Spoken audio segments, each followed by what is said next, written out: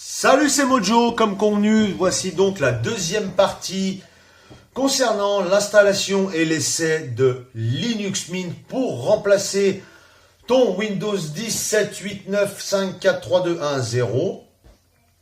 Donc toujours pareil, je te conseille d'installer seulement et si seulement tu as l'intention de ne pas trop jouer, on va dire, parce qu'il y a des jeux disponibles sur Steam, mais pas tous.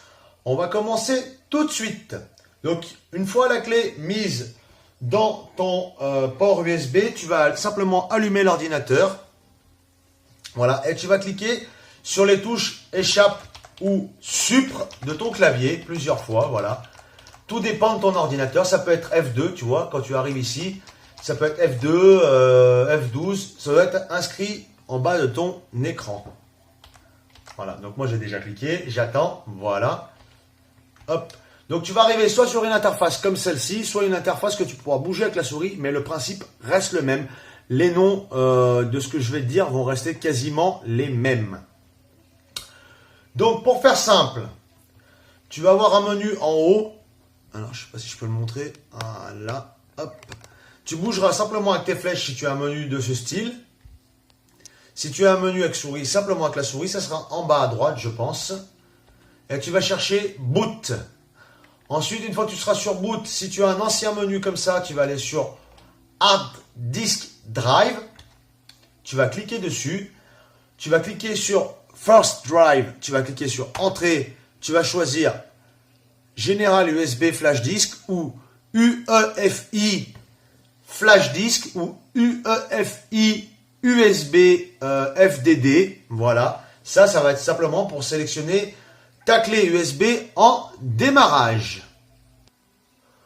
En deuxième disque dur, tu vas simplement choisir ton disque dur que tu as à l'intérieur de ton ordinateur sur lequel est Windows. Et sur le troisième, si tu as un troisième disque dur avec par exemple, pour faire tes sauvegardes. Voilà. Une fois que ça c'est fait, si tu es sur un menu comme ça, tu appuies sur Échappe. Tu vas revenir en arrière. Ou Retour si c'est écrit en français avec la souris. Ensuite, tu vas aller sur Exit. Exit and Save Change. Donc, sortir et sauver les changements. Sauvegarder les changements. Tu appuies sur Entrée. Ou ça va directement sur Sauvegarder si tu as le menu avec la souris. Et tu cliques sur OK. À partir de ce moment-là, à chaque fois que tu vas insérer une clé USB, ton ordinateur va démarrer sur la clé USB et non pas directement sur ton disque dur. Alors fais bien attention de ne pas laisser une clé USB enclenchée dans ton ordinateur, sinon ça va démarrer forcément sur la clé USB. Donc là, tu peux le voir, voilà, automatique boot dans 6 secondes. Donc là, on démarre bien sur la clé USB. Voilà. Tous les fichiers se chargent ici en bas. Ça, c'est normal. Tu t'inquiètes pas si ça te fait ça.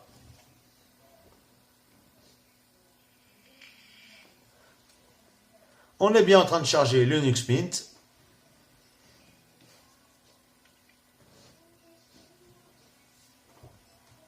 Alors, je vais mettre pause, comme ça sera plus vite fait. C'est pas très long, mais c'est pour moi, ça me fait gagner 30-40 secondes à chaque fois. Te voici donc sur la fameuse interface de Linux Mint Cinnamon. Donc, le petit message là est normal, puisque en fait, ça te dit simplement que... comment dire, il te pompe en fait du processeur et non pas du processeur et de la carte graphique, puisque tous les périphériques, toutes les pilotes de périphériques ne sont pas installés parce que c'est simplement pour un essai ou pour dépanner un autre disque dur.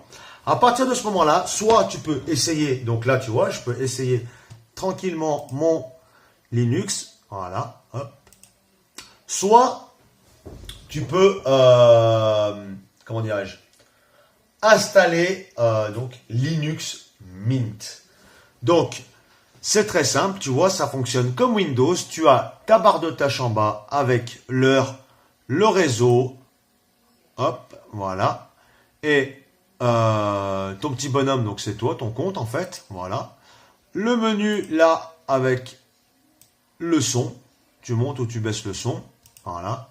Ton menu à gauche avec ton Firefox d'installer, mais je vais te faire une vidéo en fait maintenant filmée directement depuis Linux Mint. Ça sera plus simple pour toi pour voir pour les essais de logiciels et comment installer, ainsi de suite. Je vais te faire voir tout de suite comment on l'installe par contre. Donc, tu peux voir que ici, tu as trois icônes. Donc la première, c'est le poste de travail. La deuxième, c'est le dossier personnel. Et la troisième, c'est installer Linux Mint. Donc ça marche comme Windows. 2 clics dessus. Ensuite, tu vérifies bien que tu es sur français. Tu fais continuer. Alors par contre, attention, hein, quand tu vas installer, ça va t'effacer tous les fichiers que tu as sur ton disque dur actuellement. Tu as deux modes d'installation. Soit si tu as de la place sur ton disque dur, tu peux l'installer à côté de ton Windows, ce qui va te permettre au démarrage de démarrer soit sur Windows, soit sur Linux, ou alors de l'installer carrément en dur sur ton disque dur. Moi, je te conseille quand même de l'installer en dur. Tu pourras toujours télécharger un Windows et réinstaller un Windows plus tard si ça ne te convient pas. Si ton utilisation est vraiment Internet, traitement de texte, regarder des vidéos YouTube, faire du courrier, de la bureautique, quelques petits jeux, je te conseille vraiment très fortement Linux Mint, puisque comme je te le disais, pas besoin d'antivirus, pas de virus, pas de cochonnerie, pas besoin de nettoyer, pas besoin de défragmenter, et ainsi de suite. Bon, bref, donc une fois que tu es là, si tu as une connexion Internet en bas disponible ici, là, c'est pas toujours le cas puisque vu que tous les pilotes ne sont pas installés, là par exemple, moi il ne reconnaît pas ma carte, Wi-Fi. Mais une fois installé, il la reconnaîtra. Je pourrai télécharger les pilotes en branchant un câble et ensuite je pourrai télécharger les pilotes. Voilà. Donc là, si tu es reconnu directement, ton Wi-Fi est reconnu directement, tu peux te connecter à ton Wi-Fi et cocher cette case. Ça va te permettre d'installer déjà les logiciels tierces, les matériels graphiques, les Wi-Fi, les MP3, le support du MP3, du Flash, ainsi de suite, tout de suite. Ensuite, tu vas faire continuer. Donc moi, je ne l'ai pas coché puisque je n'ai pas Internet.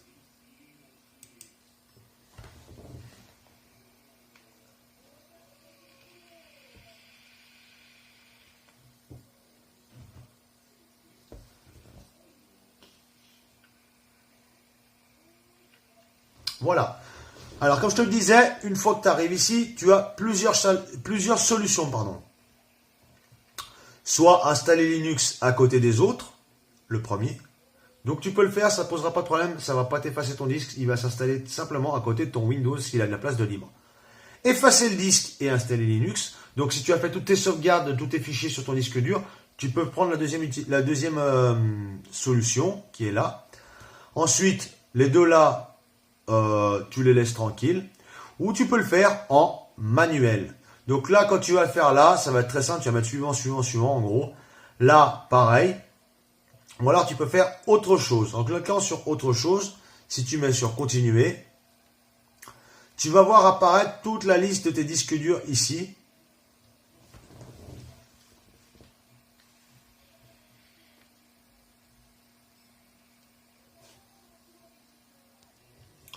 Donc, comme tu peux le voir, j'ai toute la liste de mes disques durs. Alors, t'inquiète pas, c'est tout un charabia, mais c'est ultra simple.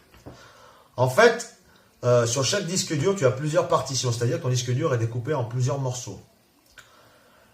Alors, tu peux voir que, en fait, là, j'ai deux disques durs. Le premier, ça va être marqué /dev/sda. Donc, ça, c'est un disque dur. Et en dessous, au milieu, ici, ça va être écrit /dev/sdb. Donc ça, c'est un deuxième disque dur. On est bien d'accord? Voilà. Alors, pour le premier, on voit qu'il est découpé en 4 morceaux. Un morceau de 208 MO, un morceau de 300 000 MO, donc 300 GO, pardon. Un morceau de 19 000 MO, d'accord, donc de 19 GO. Et un morceau de 108 MO. Pour le second, il est découpé en un morceau de 104 MB et un autre de 249 952 MB, donc 249 GO. Donc, là, on peut voir qui est écrit à côté, hop, là, hop, hop, Windows 7 Loader, par exemple, Windows Recovery Environment, Windows Recovery Environment, loader également. Et en dessous, pareil, Windows 7 loader pour le second disque dur. Donc si tu n'es pas sûr de toi, ne passe pas par cette méthode que je te montre actuellement, tu passeras par la seconde. Ce qu'il va falloir faire absolument, c'est savoir combien de Go fait ton disque dur. D'accord?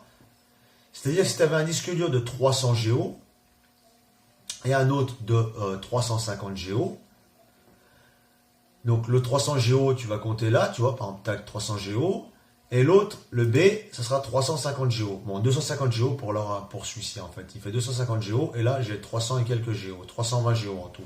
Puisque j'ai 300 Go ici, et 20 Go ici. Tu comprends? 300 plus 20, ça fait 320. Les 108 MB, c'est très très petit, donc on n'en tient pas compte. Et là, celui-ci, il fait bien 249 950 MB, ce qui fait 249 Go et des patates. Voilà. 249 950. 900. Voilà. Donc je sais que celui-ci, 240 Go, c'est mon deuxième disque dur. Et celui-ci, le 300 Go, c'est mon premier disque dur.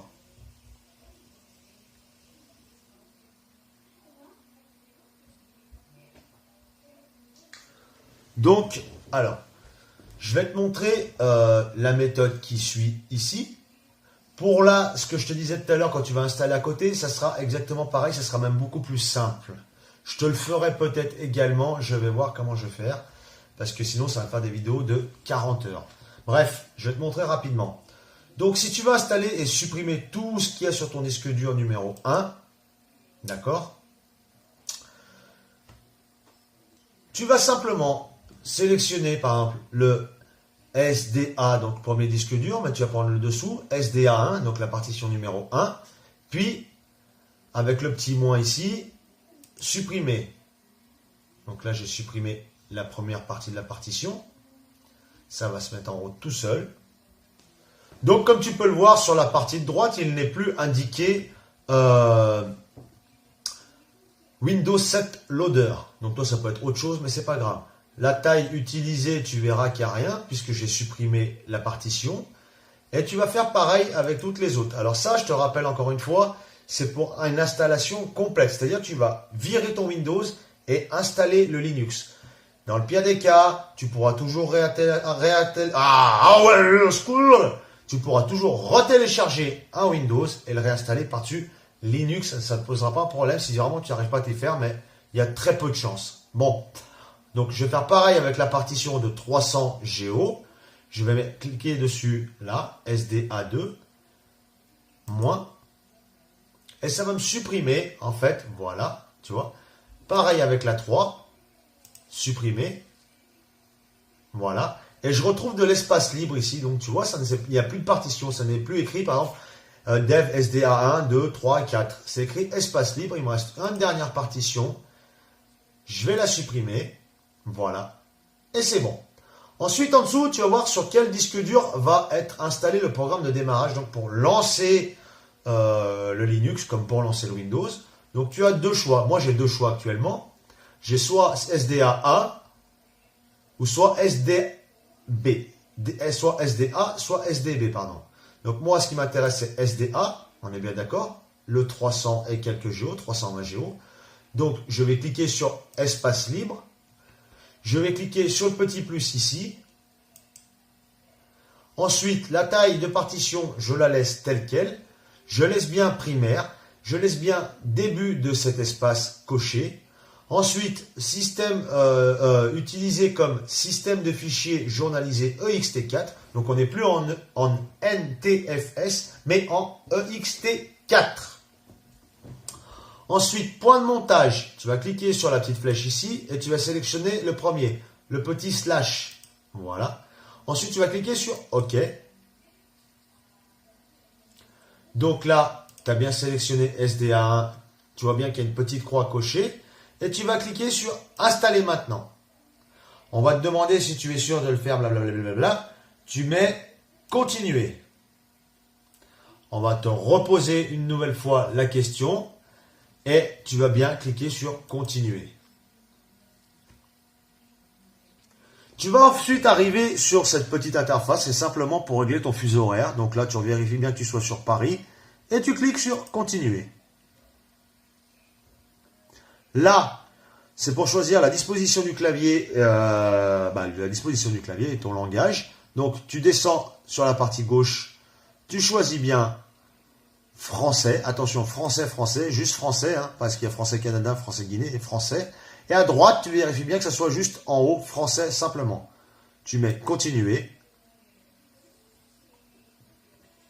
Votre nom, donc c'est le nom que tu veux donner à ton compte, en fait, ton nom de compte. Donc moi, je vais mettre n'importe quoi. Hop. Voilà. Ensuite, les deux autres dessous, tu les laisses tels quels. Mot de passe. Je te conseille de mettre un mot de passe très simple du style le dollar ou l'étoile. Même si on te dit que c'est trop court, tu t'en fous. En dessous, pareil. Je t'expliquerai pourquoi après. En dessous, pareil, étoile. Tu cliques bien, tu coches bien, pardon, ouvrir la session automatiquement. Continuer. Et donc, à partir de ce moment-là, ça va t'installer Linux sur ton disque dur. Voilà, l'installation commence. Il y a la copie des fichiers qui se fait. Et l'installation va démarrer.